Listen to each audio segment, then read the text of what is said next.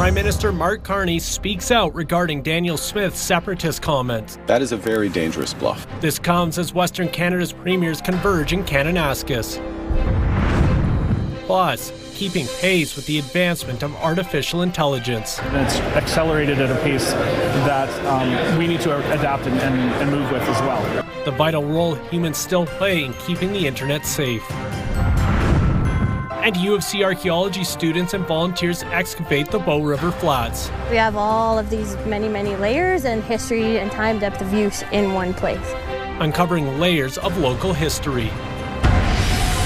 CTV Calgary, local breaking news with Tyler Barrow.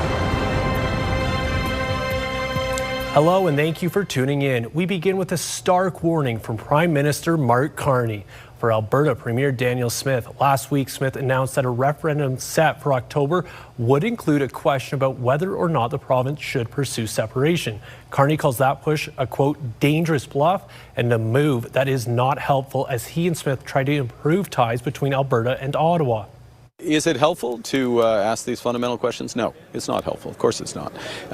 Is it the democratic will of Albertans? Did they vote for this in the last provincial election? No, they didn't. It wasn't on the ballot paper. Danielle Smith is in Kananaskis tonight with the rest of the Western premiers. Officially, they are supposed to be talking about the economy, trade barriers, and defense, but Alberta's separation is looming large over the entire event. Kevin Green has more. The premiers from the western provinces and northern territories are gathered here in Kananaskis country in the mountains west of Calgary. They're supposed to be discussing the economy, energy, security, defense, and nation-building projects. But overshadowing it all is national unity and a growing rift between Alberta Premier Danielle Smith and her western neighbour, David Eby of BC. Last week, Smith unveiled a referendum question that could set Alberta on a path towards separation. Eby has called separatists traitors, and he said he fundamentally disagrees with Premier Smith's approach to the issue. To say that this is the worst time to begin testing the bonds that hold this country together is a significant understatement. It's not what Canadians want. It's not what British Columbians want. It's not what Albertans want. When asked Friday if she felt she shouldered any of the blame for Alberta's separatist movement, Smith said no, but blamed leadership in BC, saying resistance to a bitumen pipeline has incited the separatists. Let's look at all of the voices in leadership who have been trying to stop pipelines from being built, who've been trying to shut in Alberta's oil and gas development. That's created the environment that we're in today. Friday, Smith also publicly mused about asking the premiers to examine a constitutional change regarding the duty to consult First Nations. That duty to consult essentially stymied a referendum question put forward by Alberta separatist groups. In the end, these events always conclude with a communiqué saying what the premiers have accomplished. In this case, with national unity overshadowing it and some personal conflicts in the background, it may be more enlightening to see what isn't on that communiqué. Kevin Green, CTV News. Last week's announcement by the Premier that a referendum will be held this fall has everyone in political circles voicing their support or displeasure with the idea. Federalists want to remain cooperative with Ottawa, while dedicated separatists are wanting to chart a new path. And the conversation is only expected to get louder over the next 5 months. Tyson Fedor reports.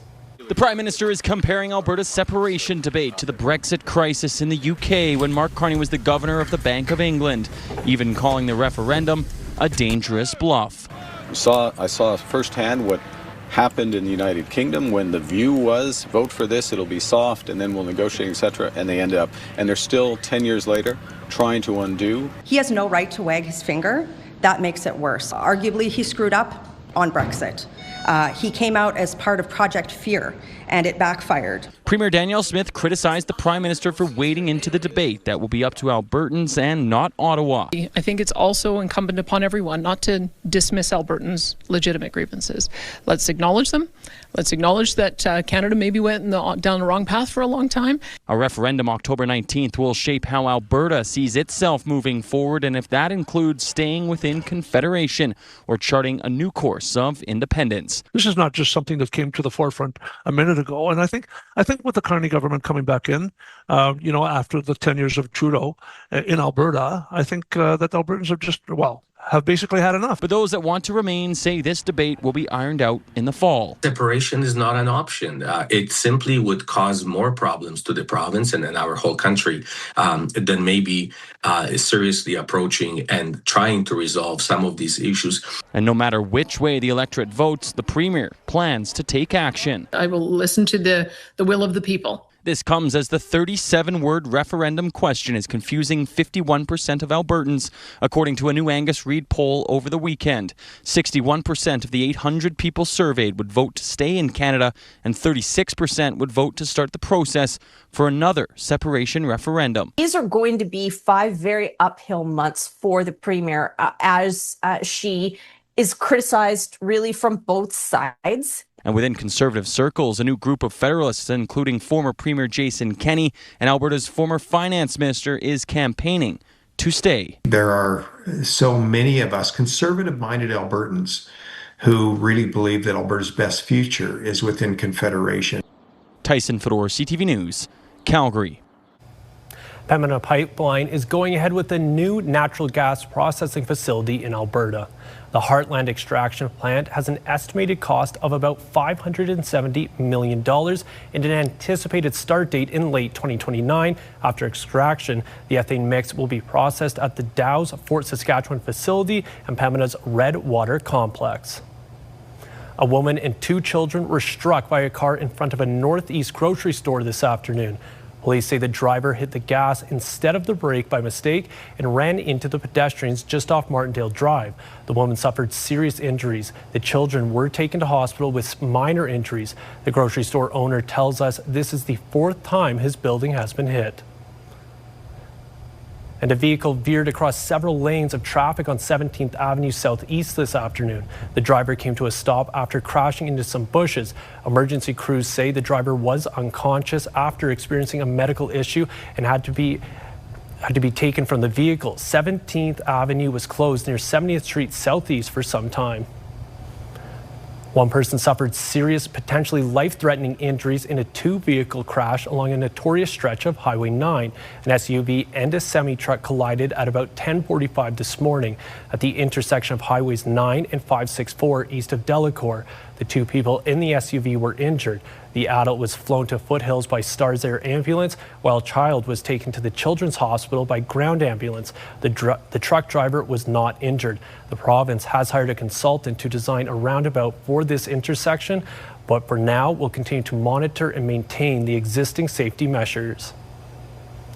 Airdrie RCMP have released details about their investigation at a residence in Canoe Square. They responded to reports of a shot fired at the home Sunday and closed the area for several hours to investigate. RCMP believe it was targeted, but the residence was unoccupied. No injuries have been reported. Their investigation continues, and anyone with information is asked to call Airdrie RCMP or Crime Stoppers. Edmonton police are investigating the death of a 3-year-old girl. EPS says officers were called Saturday night to help paramedics at an apartment near 91st Street and Jasper Avenue. Police say they were told a toddler was found dead inside a suite. The circumstances surrounding the death are said to be suspicious. The homicide unit has taken over the investigation. A local not-for-profit is lending a hand to Alberta's cybersecurity professionals and in turn looking to help what is becoming a growing challenge for people and businesses alike. Moses Waldo explains. B-Sides Calgary has earned a reputation of producing top cybersecurity talent, becoming a recruitment hotbed for future cybersecurity professionals. The not-for-profit is continuing that trend with its 10th annual cybersecurity conference.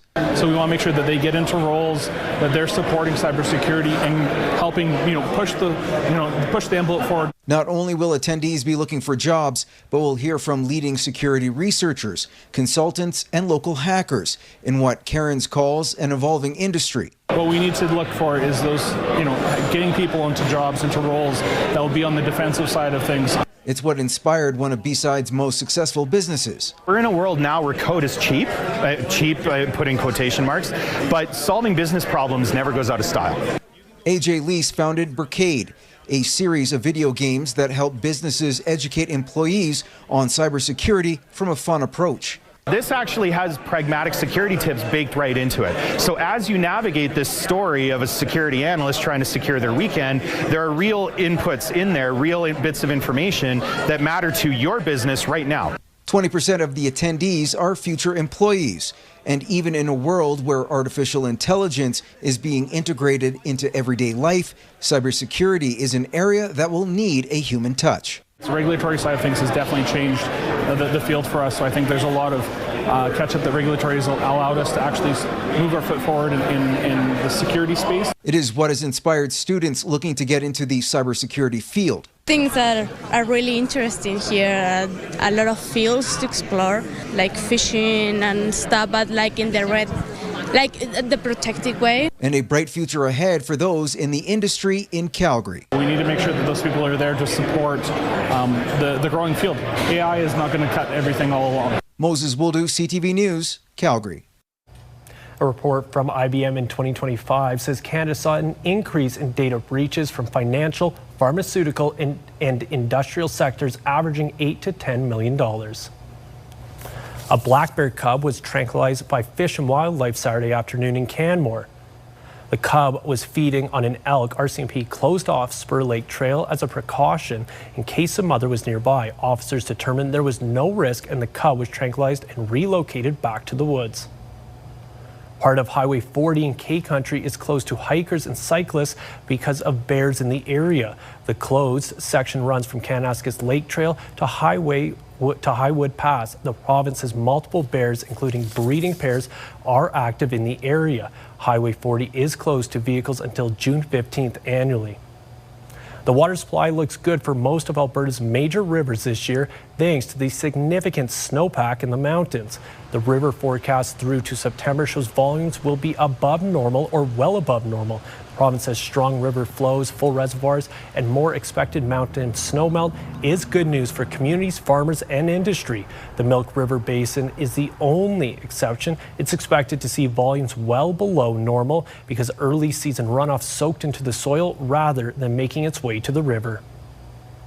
Alberta Health is advising the public about possible exposure to measles in Calgary. Alberta Health says anyone who was in the Foothills Medical Centre Emergency Department from just before 2:30 a.m. to a little after 5:30 a.m. on May 21st could have been exposed. They also warn of exposure at the Alberta Children's Hospital Emergency Department from 3:40 a.m. to just after 12:30 p.m. on May 21st and 5:30 p.m. to 6:30 p.m. on May 22nd. People born after 1970 and who have fewer than 2 doses of the measles vaccine are particularly at risk.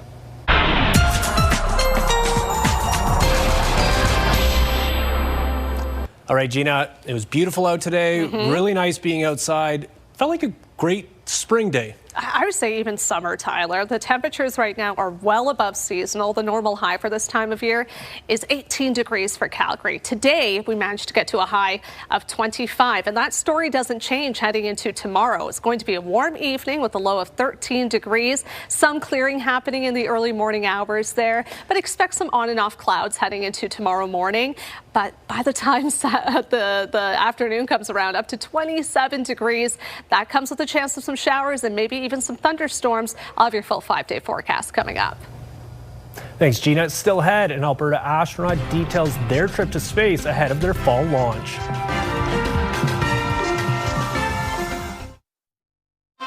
You're watching CTV News, Calgary. Welcome back. Alberta-born astronaut Josh Kutrick stopped by the U of C today to share details of his trip to space. Kutrick will leave Earth in September for the International Space Station, where he will live and work for 6 months. He says this will be a unique mission because of all the science he will have the chance to do. Many of those experiments are coming from the U of C, and he'll do his best to make sure they are a success. Kutrick also says it's an honor to represent Canada in the space program. Feels very humbling, makes you feel very, very lucky, very grateful. A lot of Canadian pride, I would say, as well, to see that Canada is one of still very few countries in the world that does it, that is invited to participate in long-duration missions like this to outer space. Kutrick says from now until September, he'll be spending a lot of time at SpaceX in Los Angeles learning about the vehicles that will take him to and from space. CN says it will spend $100 million over 10 years to support shelters and other groups that help the homeless. The mustard seed says it's fantastic news as the demand for its services grows.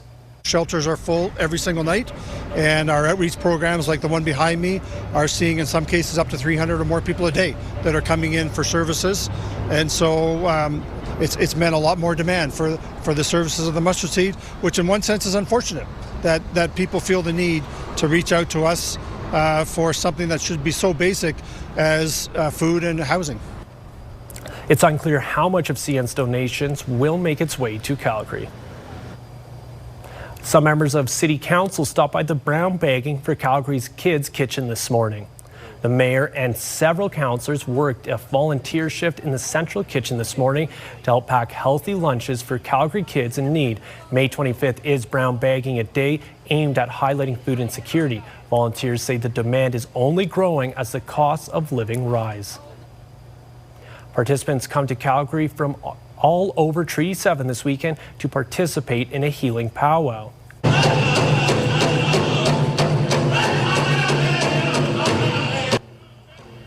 This was Closer to Home's 4th annual All My Relations Healing Powwow. It's a chance for Indigenous and non-Indigenous Albertans to come together to learn more about each other.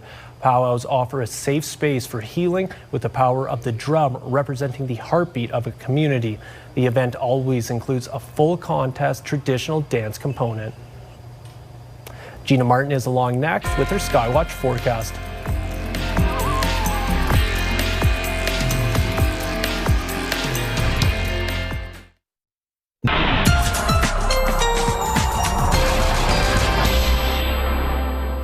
Well, we're already in that last week of May, and we're seeing really warm temperatures for a majority of this final week. But of course, as we enter June, that is our rainiest month of the year, and we're going to see glimpses of those showers as the weekend comes around. But a lot of warm weather today for parts of the prairies. We got up to 25 degrees, 27 for Edmonton, and then over in Saskatchewan, we're getting close to 30-degree range if you're in the Regina area. We have this ridge of high pressure that's really delivering a lot of this heat.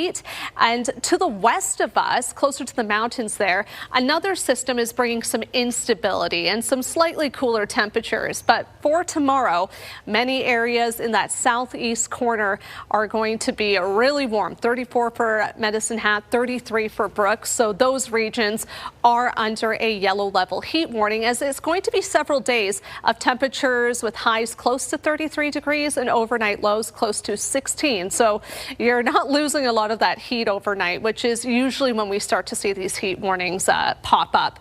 Not including Calgary at the moment, and I don't see Calgary quite meeting the criteria, but we are going to have some really warm temperatures for much of the week here. But as we have that ridge to the east of us, we have this low to the west over the Pacific right now that starts to cut off from the jet stream, and that's going to steer that instability towards the Calgary area for Tuesday and Wednesday, even a bit Thursday, but still maintaining that heat from the ridge. So we're in a bit of a weird spot when it comes to the overall weather pattern. By the time Friday comes around, a little more stability, sunshine, warm temperatures for Friday, but that low system that we're seeing along the Gulf of Alaska there will start to track into Western Canada for Saturday and Sunday, and that'll cool things off, get us slightly below seasonal. But until then, that above seasonal trend, we really hold on to it from now right through to Friday, with temperatures in many areas in the low to mid 20s, some places even getting into the 30s. So while temperatures are consistently above seasonal, it's going to be a little unstable during the afternoons for tomorrow, possibly Wednesday, and even into Thursday as well, before we really start to see that cooling trend take hold on Saturday. All right, thanks, Gina. Still ahead, U of C archaeology students sift through time on the Bow River Flats.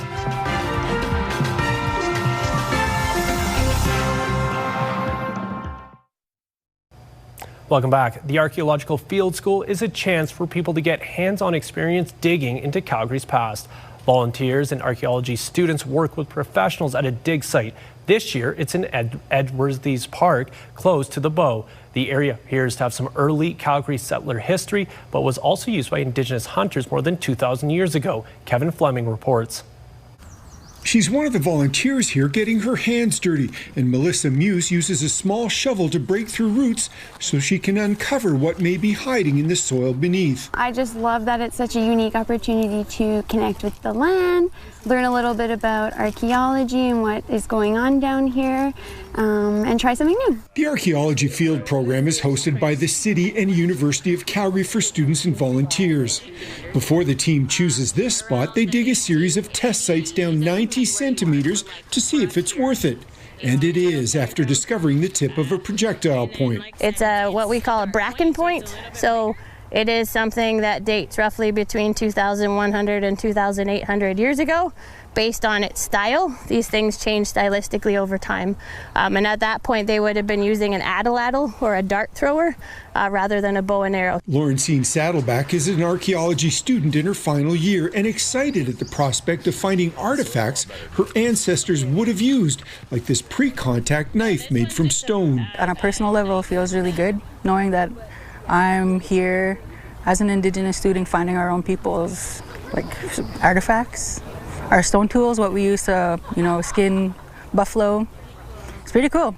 Lorene Bryant is sifting through the dirt from the excavation plots to look for any treasures. When we think of the conservation cycle, if people are aware of things, if people care about things, they're more likely to protect them. And I think too often folks kind of don't realize how much history Calgary have and how many thousands of years this place was used for, right? The dig is also uncovering artifacts from Thomas Edworthy, who settled here, along with an industrial brickmaking facility that's well over 100 years old. Kevin Fleming, CTV News, Calgary. Whatever the team discovers this year goes first to the University of Calgary for study, then the artifacts are sent to the Royal Alberta Museum in Edmonton. The Calgary Marathon has wrapped up for another year with some fast times and inspiring stories.